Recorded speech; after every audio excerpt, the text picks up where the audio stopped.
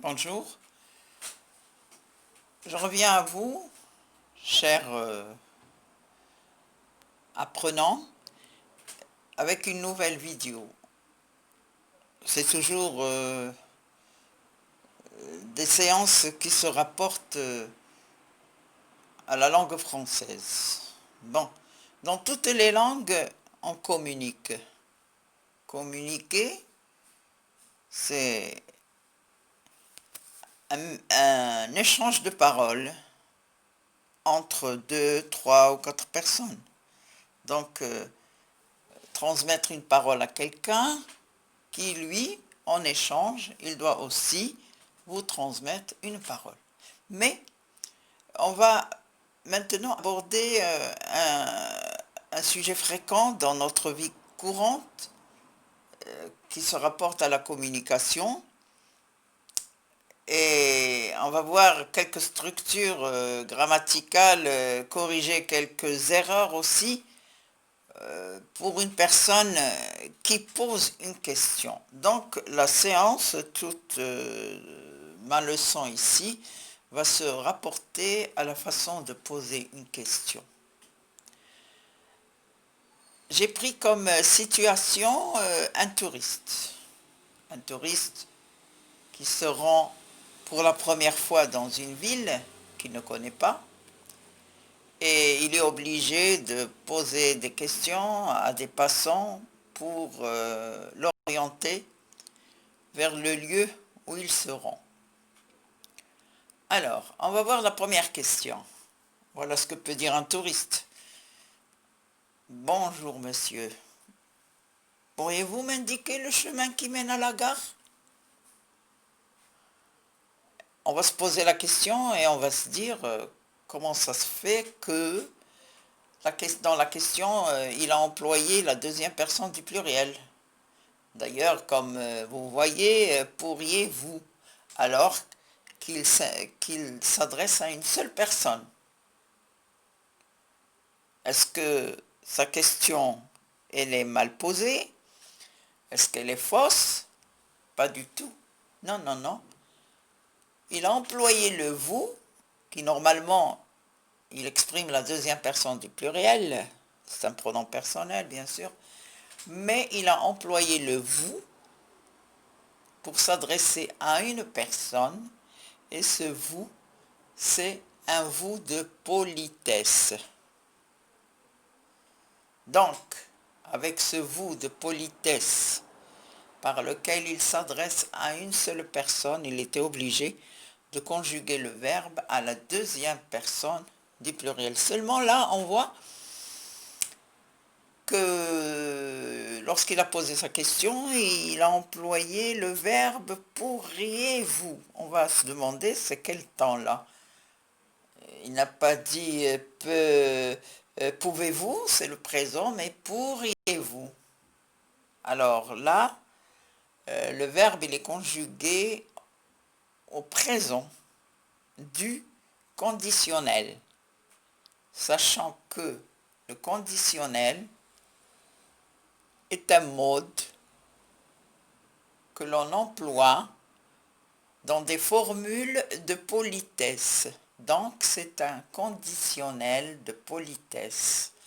Et la phrase, elle est juste, elle est bien posée. Voilà. Donc le temps du verbe pourriez, c'est le conditionnel présent qui indique une formule de politesse. On peut dire, il y a beaucoup d'exemples où on peut employer le conditionnel, mais il faut, le plus important, c'est inverser le sujet. Inverser le sujet.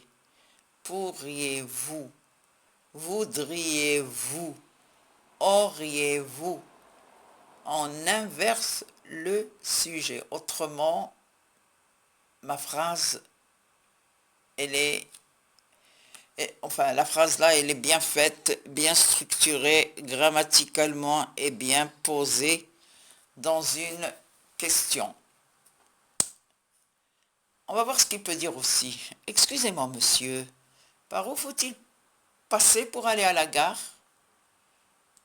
Deux formules de politesse. Excusez-moi d'abord. Et la question, elle est posée avec le verbe falloir, avec l'inversion du sujet. Et j'insiste beaucoup sur l'inversion du sujet. S'il vous plaît, monsieur, est-il possible de m'orienter vers le chemin de la gare? S'il vous plaît, monsieur, est-il possible de m'orienter vers le chemin de la gare? Une formule de politesse, s'il vous plaît, monsieur. Deuxième structure grammaticale, est-il? La question, elle est posée avec une inversion du sujet. Une autre question. Bonjour monsieur, je suis désorienté, je cherche la route de la gare. Si cela ne vous dérange pas, montrez-la moi. Alors, formule de politesse, si cela ne vous dérange pas, et montrez-la moi. S'il vous plaît, montrez-la moi. Montrez-la moi. Voyez là, c'est quel temps ici? Montrez-la moi, montrez-la moi. Ah, j'ai mis à la fin un point d'exclamation parce que c'est une structure de conjugaison. C'est pas le conditionnel, bien sûr. Vous voyez que le verbe il est conjugué ici sans pronom personnel. Montrez-la moi. Il n'y a pas de pronom personnel. D'ailleurs, le verbe il est à la deuxième personne du pluriel. Donc c'est le mode impératif. Le mode impératif. C'est un mode que l'on emploie pour demander un conseil. Parce que l'impératif, c'est un verbe qui a beaucoup de valeur.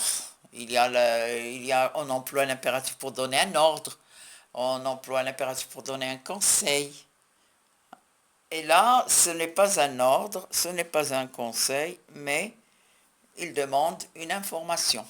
Donc, bien sûr, vous savez que l'impératif, il n'y a que trois personnes. Il y a la deuxième personne du singulier, la première personne du pluriel et la deuxième personne du pluriel. Alors là, il a employé la deuxième personne du pluriel et il s'adresse à une seule personne, donc c'est toujours des formules de politesse. Bonjour monsieur, est-ce que je peux savoir par où faut-il aller pour trouver la gare?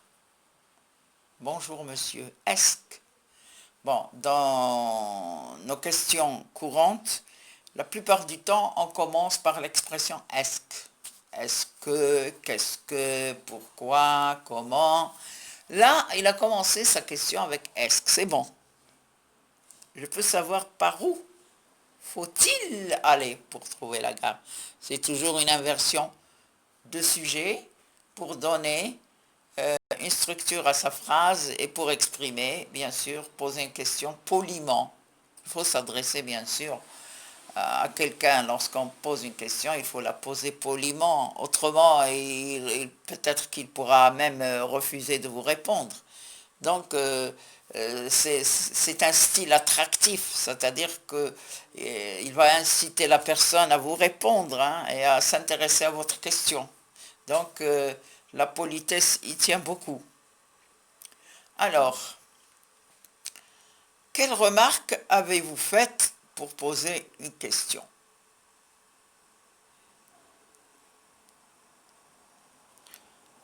Bon, alors là, on a posé la question avec est-ce qu'on a mis la formule de politesse s'il vous plaît, si cela ne dérange pas, etc. Donc, je crois que c'est suffisant pour vous donner une image sur la façon de communiquer avec les gens et surtout employer la politesse avec des structures, avec toujours une inversion du sujet. Bon, Maintenant, je vais aborder une autre situation. Comme j'ai mis dans le titre, informer. Donner une information. Quand vous regardez le téléjournal le soir, ben, le speaker, il est là pour vous mettre au courant des choses. Des choses qu'on ne connaît pas, ou bien qu'on connaît, ou bien qu'on ne connaît pas, mais il est là pour vous donner des informations. Quand vous allez sur votre ordinateur et que vous alliez faire des recherches, c'est pour avoir des informations. Et là, c'est une communication entre deux personnes par laquelle il y en a un qui va donner une information à l'autre. Alors, j'ai pris comme situation chez le médecin. Il y a deux garçons qui se rencontrent, ils sont des amis, et il y en a un qui va poser la question à l'autre. Et on va voir comment il va lui répondre, et on va voir que vraiment il va le mettre au courant de beaucoup de choses et il va l'informer. Bonjour, tu as l'air malade. Oui, j'ai un petit malaise. Est-ce que tu t'es rendu chez le médecin? Oui, bien sûr. J'ai eu un rendez-vous avec un médecin généraliste pour faire une auscultation. Faire une auscultation. Faire une consultation. Faire un examen médical, c'est des mots qui sont pareils. Mais moi, j'ai préféré employer ici le mot auscultation. Ça fait partie du vocabulaire soutenu, le mot le mieux choisi. Parce que dans la langue française, il y a trois façons d'employer un vocabulaire. Il y a le langage soutenu, il y a le langage courant et il y a le langage familier. Voilà. Donc, si je prends auscultation, ça fait partie du vocabulaire soutenu, le bon vocabulaire. Si j'emploie consultation, c'est le vocabulaire courant. Et si je mets examen médical, un examen médical, ça fait partie du langage familier que l'on emploie tout le temps. Donc, vaut mieux apprendre des mots de vocabulaire qui appartiennent au langage soutenu. Alors, peux-tu m'en parler? Oui, avec plaisir. Alors convenu, il m'a reçu dans son cabinet. Après un questionnaire, je suis passé dans la salle d'auscultation. Voilà, il est passé dans la salle d'auscultation, la salle de consultation, la salle d'un examen médical. Voilà, et pour subir un examen médical. Et là, il va lui donner des informations. Il va l'informer. Voilà, donner une information. Alors, d'abord, il a vérifié ma température avec un thermomètre. Le thermomètre, puis avec un tensiomètre, il a examiné ma tension. Et après, il a vérifié les battements du cœur avec un stéthoscope. Et aussi, il m'a tâté le pouce. Il a mis 3 doigts sur la grosse artère du poignet. Il a compté le nombre de battements du cœur pour voir si le sang circule bien dans le corps. Alors, on apprend ici le vocabulaire suivant: auscultation, le thermomètre, le tensiomètre et le stéthoscope. Et tâter le pouce, bien sûr.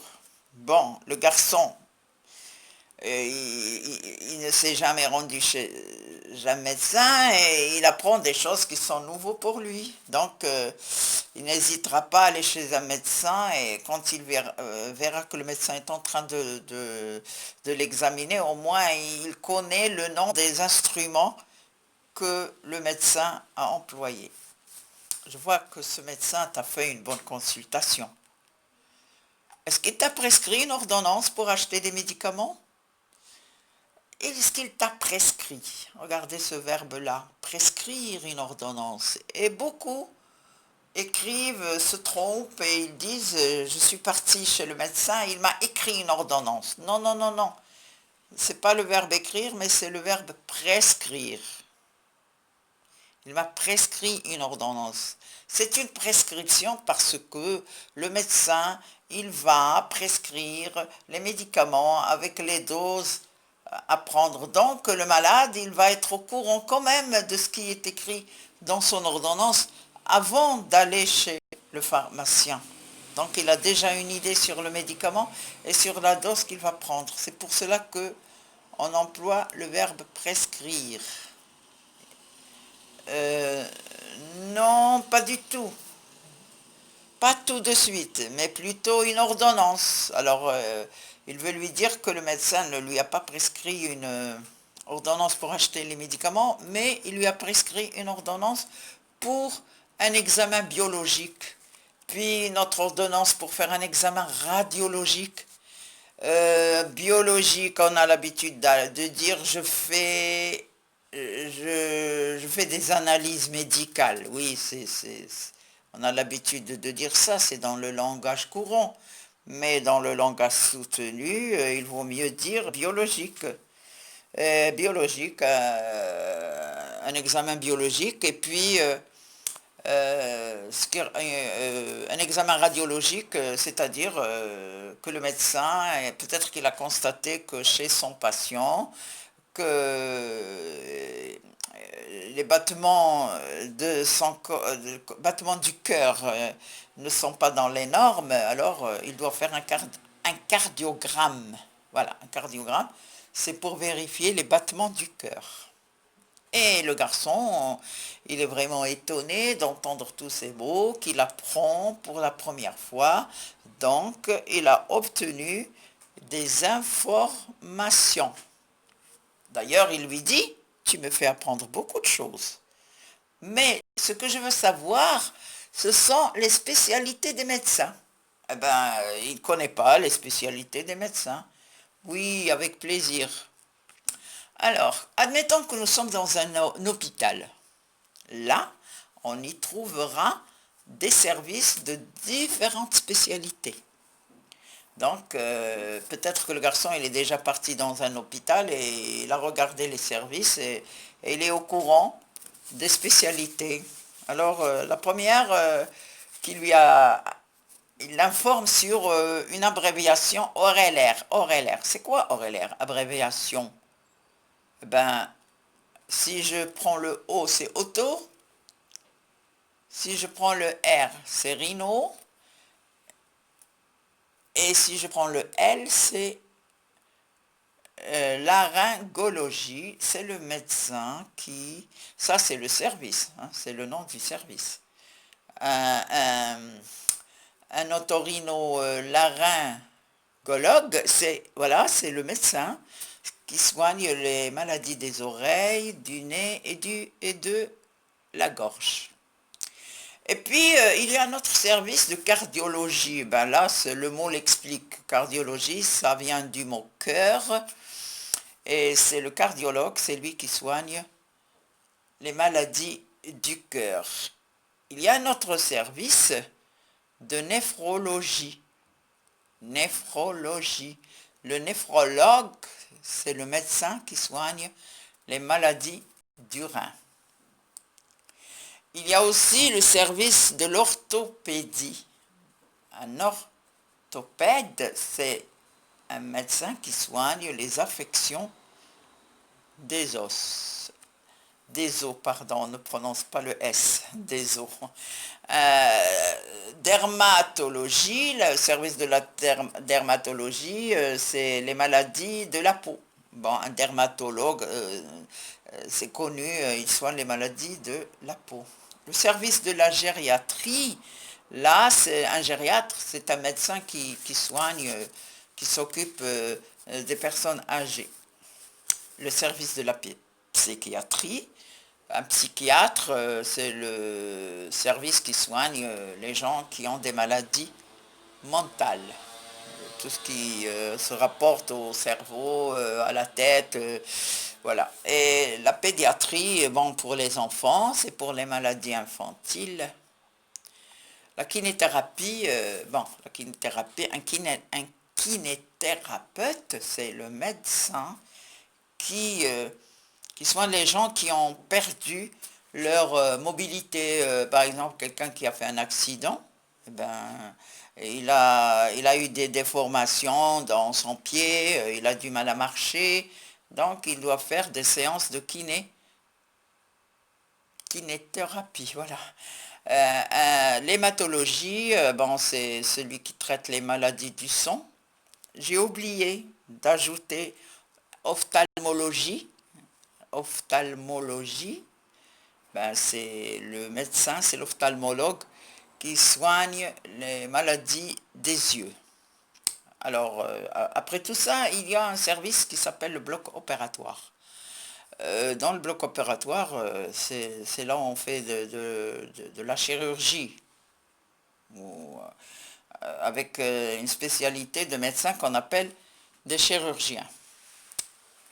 Alors, toutes ces informations que je vois qu'elles sont très bien et très claires, et son ami finit par lui dire je te remercie pour toutes ces informations. Ce sont des informations très utiles pour toute personne qui tombe malade et qui doit savoir chez quel médecin il faut se rendre en fonction de la maladie et en fonction aussi de la spécialité du médecin. Eh oui, c'est vrai. L'apprentissage n'a pas de limite. Plus on apprend, plus on élargit notre savoir dans tous les domaines. Et voilà, ma séance est terminée. Je pense que moi aussi, je suis arrivé à vous donner des informations à travers la communication qu'il y a eu entre le garçon et son ami. Bon, j'ai abordé le thème de la science, la médecine, c'est pas mon domaine, bien sûr, mais ça n'empêche que toute personne doit savoir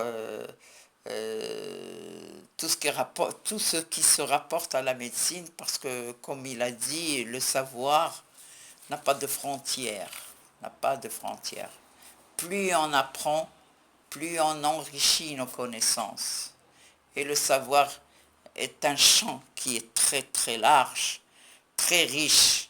Alors, pourquoi ne pas s'y mettre pour s'informer? Et je pense que j'ai donné quand même une information satisfaisante et je vous dis au revoir.